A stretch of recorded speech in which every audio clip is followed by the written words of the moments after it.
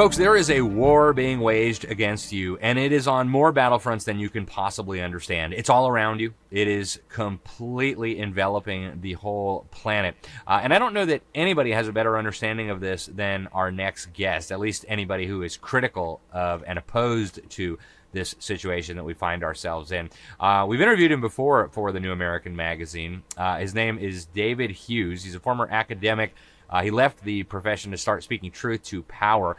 He's written a couple of really, really important books, COVID-19, Psychological Operations and the War for Technocracy, and also another book that we have interviewed him for here at the New American called Wall Street, The Nazis and the Crimes of the Deep State.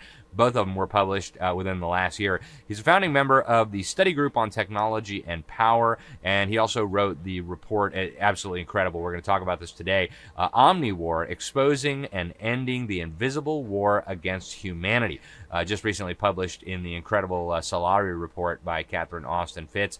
He's done articles, speeches, presentations, and much more. You can find a lot of it at his Substack, dhughes.substack.com. That's dhughes.substack.com. I, of course, am Alex Newman, Senior Editor at the New American Magazine, and this is Behind the Deep State. Thank you for joining us. David, thanks very much for coming on the program today, and thank you for your work here. It's really great to have you. Well, thanks very much for having me back. Absolutely. David, let's start with the basics. What do you mean when you say omni-war? Break that down for us. What does that mean? It's a war which is being waged by a numerically tiny proportion of the world's population against everybody else. I would say it's the equivalent of World War III, because what they're attempting to achieve, the war aim, is global technocracy. It's a complete transformation of the existing socio-political and economic system worldwide. The World Economic Forum, of course, refers to this as the Great Reset. So it's impossible to achieve change on that scale, social engineering on that scale, without World War, or at least that's what history shows. Now, World War II looked nothing like World War I. World War I looked like nothing like anything that had come before. And by the same token, World War III, which I call the Omni-War, looks nothing like World War II. So the aims are different, the participants are different, the tactics and the methods and the weapons are different. Fascinating. And so give us some examples, David. What are some of the ways that this war is being waged against us? I mean, I know it's very different than previous wars. How do people get a sense of how this is progressing? Well, by its very nature, the Omni-War is being waged across every domain of human existence, but by stealth as far as possible, so that the public doesn't realise what's happening. If it did, there might be revolution overnight. The war aim would certainly fail. So that said, there are many ways of looking at this. You could think about it in economic terms, for example, the punishing levels of inflation that we've been seeing since 2020. You could think of it in terms of migration, particularly since late 2022 across many Western countries, which is having a socially destabilizing effect. You could think about the pervasive influence of woke ideology on our culture. You could think about the injections, of course, experimental substances injected into reported 5.55 billion people. It goes, as I and my co-authors have said, from the cell to the stratosphere. It's all around us. It's almost like the air that we breathe. And because it's ubiquitous, that's why it's very difficult to see. Yeah. And what is the goal? I mean, there are I don't want to get into this numerically tiny elite that's waging this war, but what are they hoping to accomplish by waging war on the rest of humanity? Total global social control. So what I argue in the Omniwar report is that the existing mechanisms of social control were showing signs of serious crisis in the years leading up to 2020. This was reflected, for example, in 2019 with major protests in 1 in 5 countries worldwide following a decade of austerity.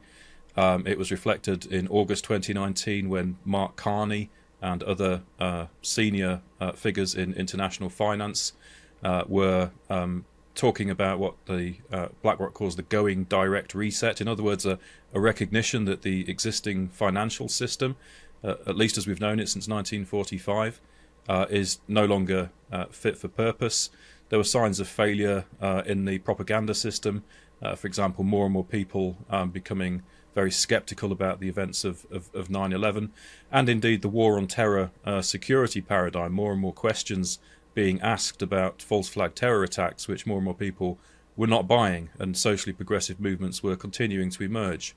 So my argument is that the powers that be at a global level understood that their existing control mechanisms were not working, and that it was time to go to try and introduce a new form of social organisation, global technocracy, the concept for which actually originates in the 1930s, the technologies for which are far more recent in order to make this work.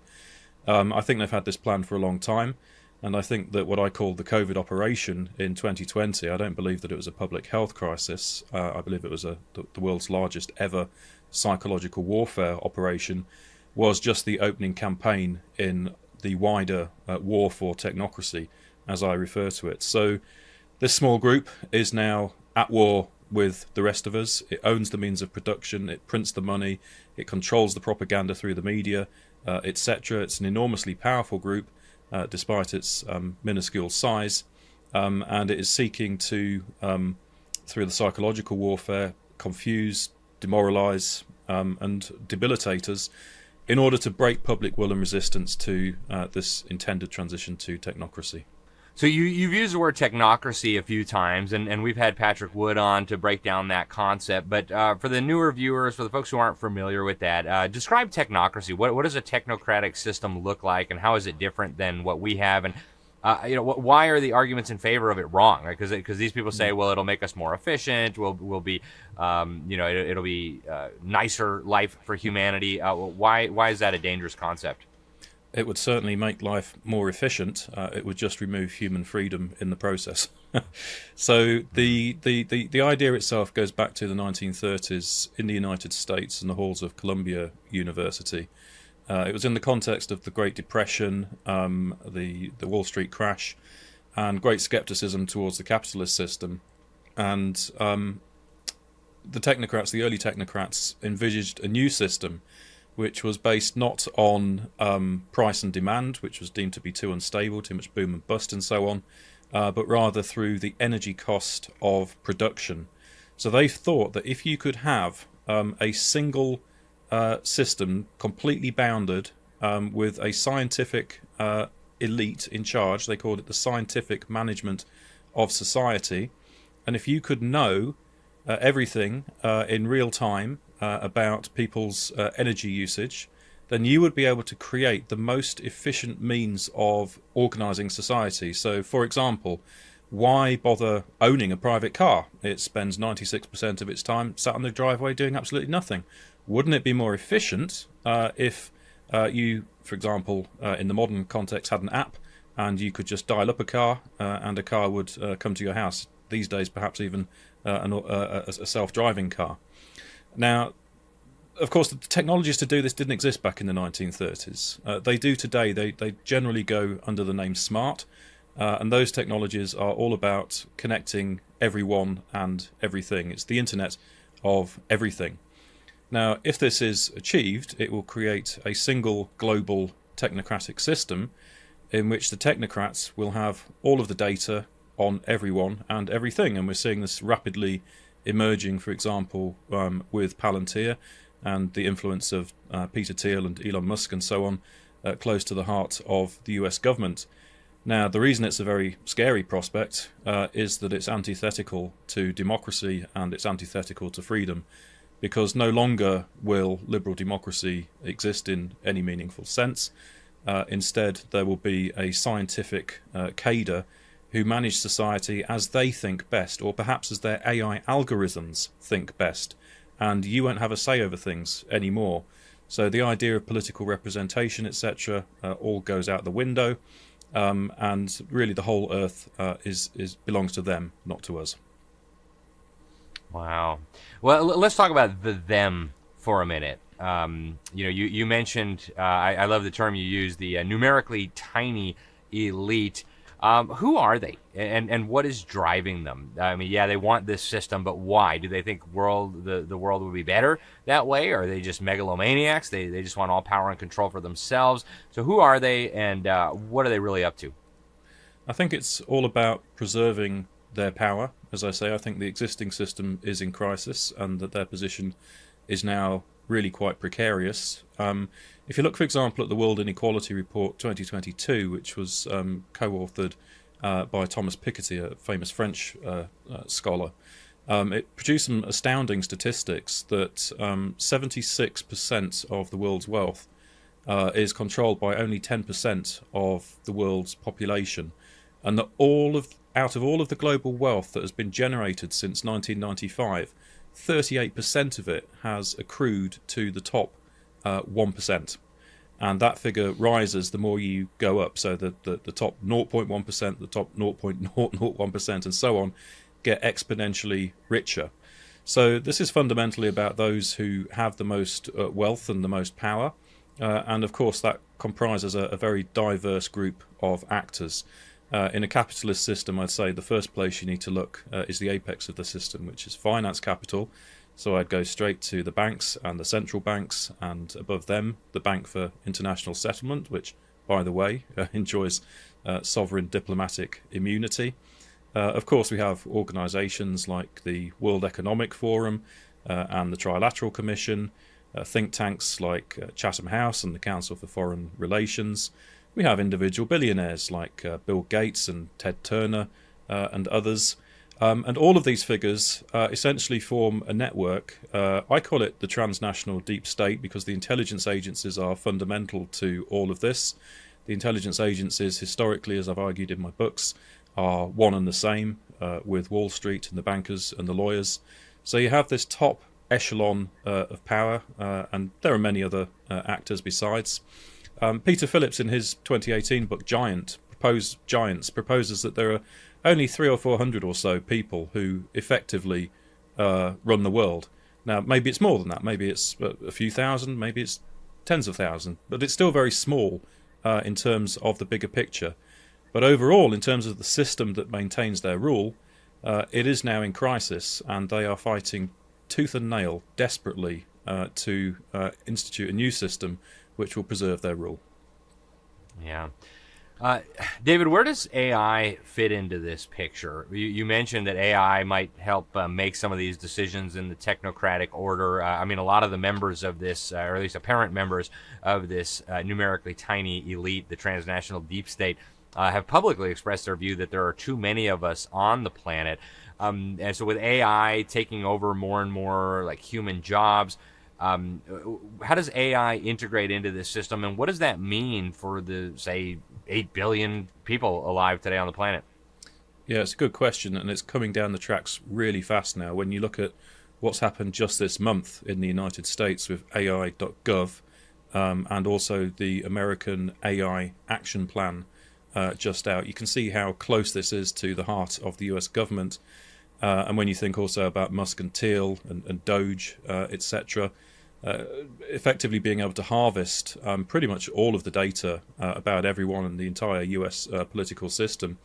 Now, when you think about it, if you have a very small group of people, the few, waging war against the many, the only way that they can be successful is through advanced technologies.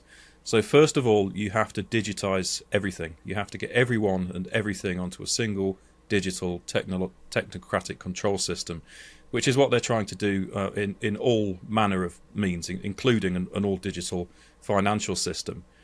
But even then, that amount of data is so vast, it's so difficult to manage. How can just a few people do that? Well, the answer is AI. You get the machines to manage all of that data. Now, this is sold to us in the name of efficiency, but as you allude to, and as Klaus Schwab was saying over a decade ago, I mean, the World Economic Forum knew this was coming. This is not a good thing for humanity.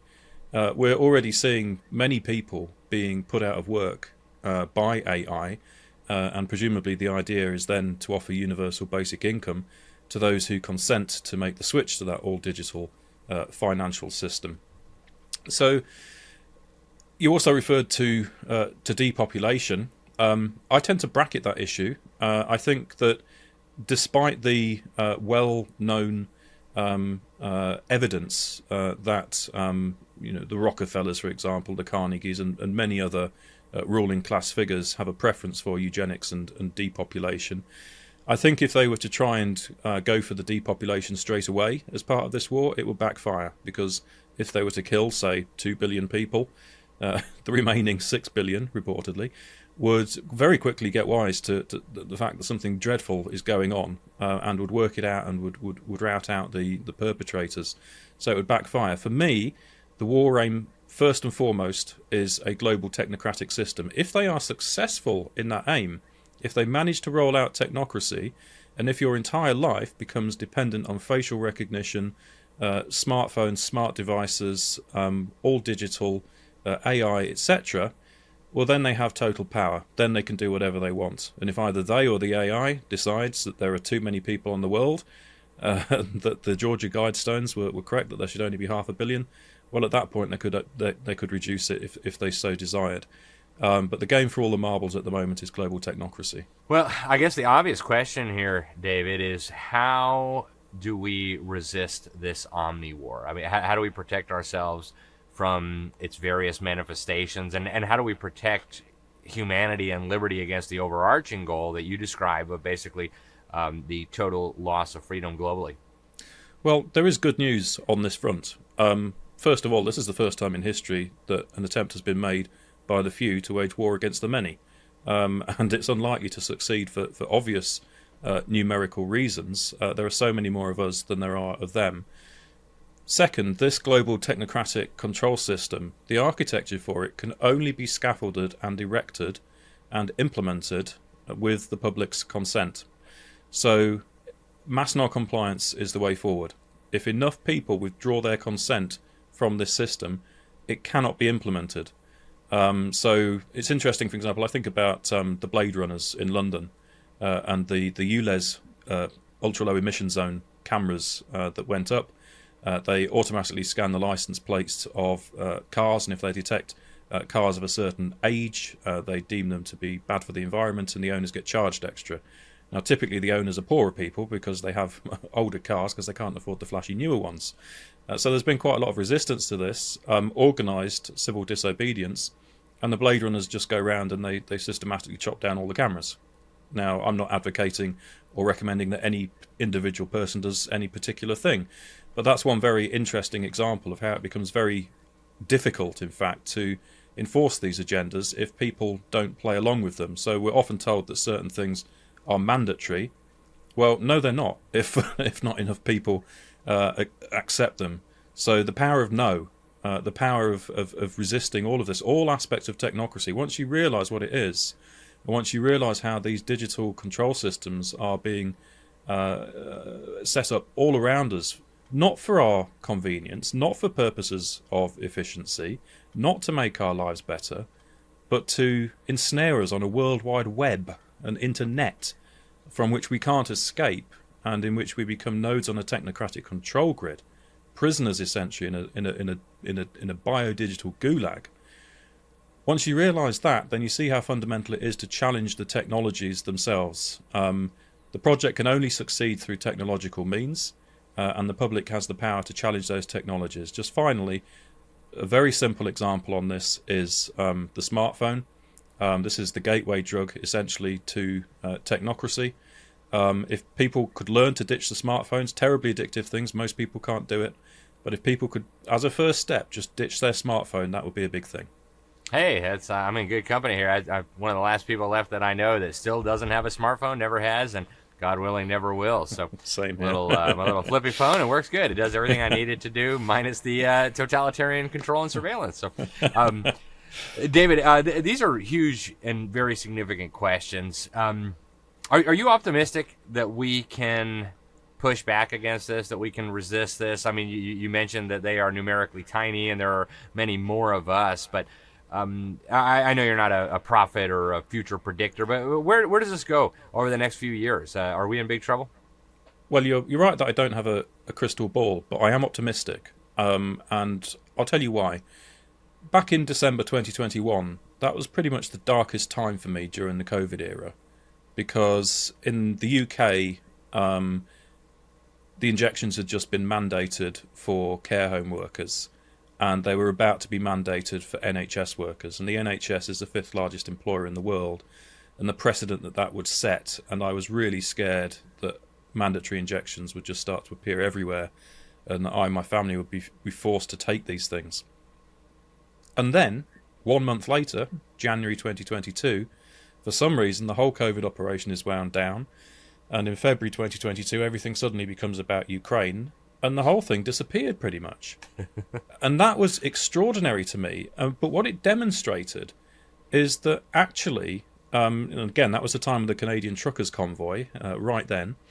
What it demonstrated to me is that the power of resistance must not be underestimated. And of course, during 2021, there have been mass protest rallies all over the world, often involving 500,000, 1 million or more people. And it's worth remembering, in this country, 23% of adults, even according to the official figures, didn't take a single injection. So there is a substantial body of people out there, even though you might not see them, there is a substantial body of resistance building.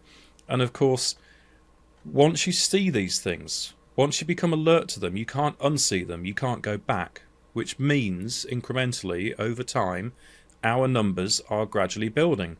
Furthermore, the agendas are becoming ever more open and ever more visible.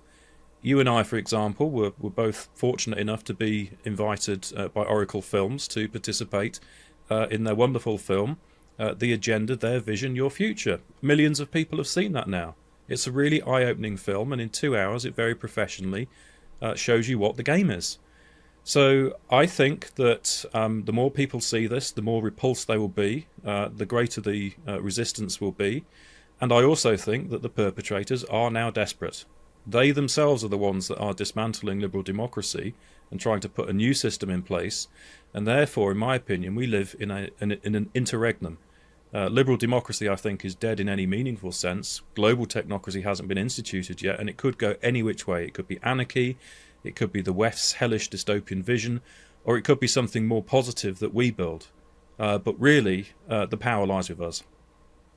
Well, that's an interesting comment you just made there, something more positive. What would you like to see? I mean, if you could, wave a wand and have things move in a different direction, how would you like to see things move?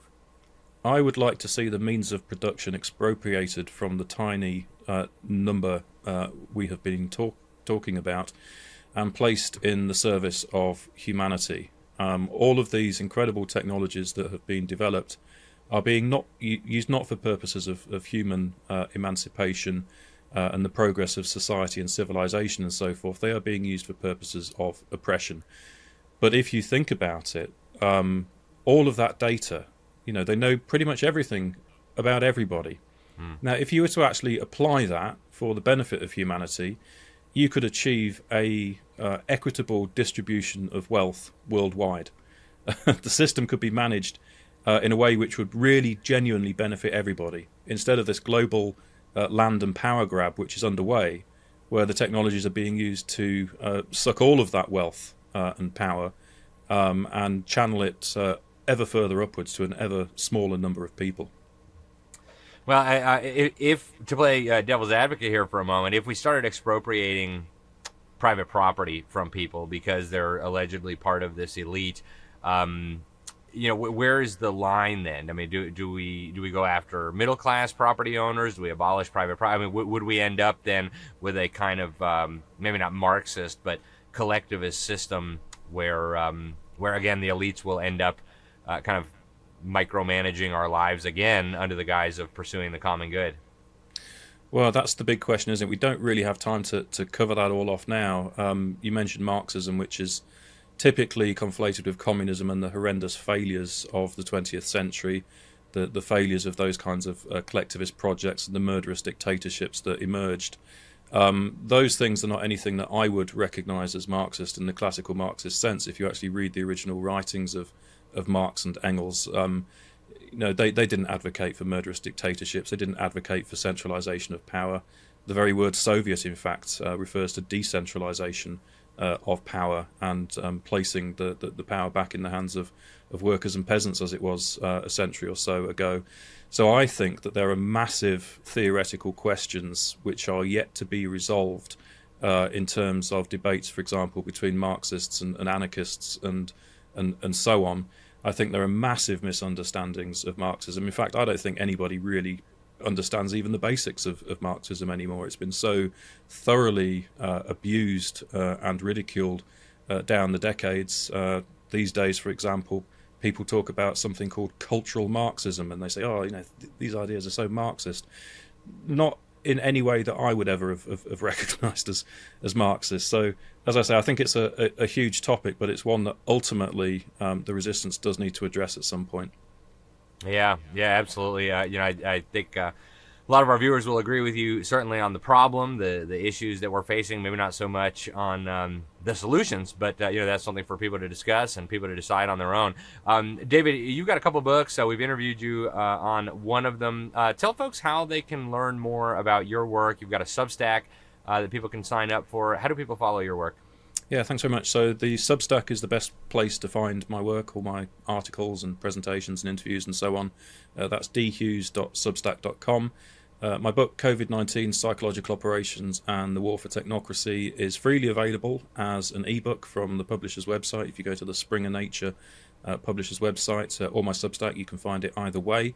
I would say that a lot of work went into that book, and I was also able to attract funding to make it open access for the public, so that you can freely download it and redistribute it.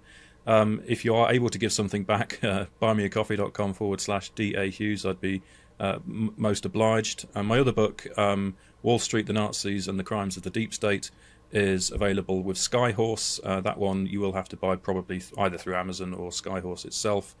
My report, Omniwar, Exposing and Ending the Invisible War Against Humanity, came out with Solari last year, so a Solari subscription or a subscription to my Substack is enough to get that. Or if you're able to support me in any other way, davidahughes.net/support. Very good. David, thank you very much for joining us today. Thank you for your work on these very, very important topics that we're all going to have to wrestle with in the years ahead. Thanks again, and I hope we can talk to you again soon. You bet. Thanks very much, Alex. Absolutely. All right, folks, that is all we have time for today on today's episode of Behind the Deep State. The things he's warning about, folks, we've been talking about some of these things for a long time here as well, and they're very real. I mean, I know it's more comfortable to do the ostrich approach and just stick our head in the sand and pretend like everything is fine and dandy and everything's just going to continue as it always has. But the reality is there are evildoers who have very advanced plans to steal your freedom from you. And if you don't get involved, if we don't get involved, if we don't push back on this, it is going to mean the end of freedom and so many other things that we cherish. So we have an obligation to get involved. Get over to thenewamerican.com. You'll find many more episodes of our programs, a lot of our articles. You can even sign up for our print magazine there, thenewamerican.com. You can also get the free daily headlines to keep yourself informed on all these things. And get involved in the battle, folks. Don't just listen. Don't just watch. Do something. I'm Alex Newman. This is Behind the Deep State. Until next time, thanks for watching, and God bless you all.